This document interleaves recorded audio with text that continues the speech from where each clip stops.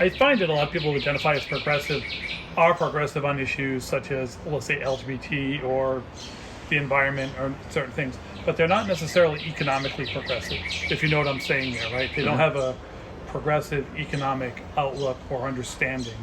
What does that look like to you? What do you think of, like, just parsing everything else out? What does it mean to be a progressive, economically speaking?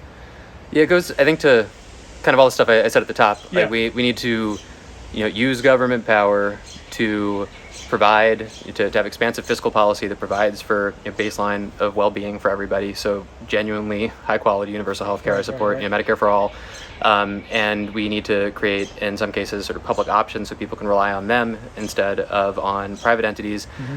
We need to have a government that is actually working to help structure markets. They work for everyday people and small businesses. Right. So I like the idea of an economy with lots of, smaller and mid-sized firms that are relatively stable. They can like help, make a Main Street work and like help, contribute to the integrity and like the richness of their community. And instead we have all of these, Goliaths that have been able to accumulate power over the course of recent decades that are extracting from small businesses, undercutting the power of workers, and so on.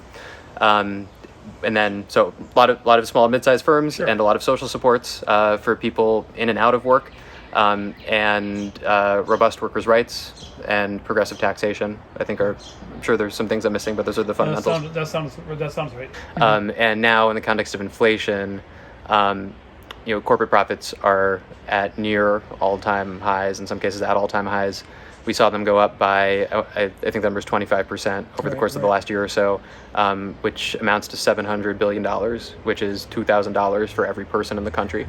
And this is at a time of inflation that is meaningfully like impacting people across a variety of different sectors, different needs.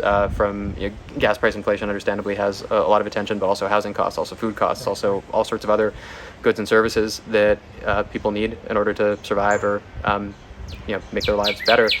And I think that we should be dealing with it by taxing away the excess profits that are helping to drive inflation. I think in the non-financial sector, the last number I saw was that around 53% of inflation is being driven by corporate profits. And a lot of that, especially in the energy sector, those profits are not going back into production, even of fossil fuel infrastructure, which is concerning to me. But they should not go. It should not be going to that. It should be going into renewable energy development.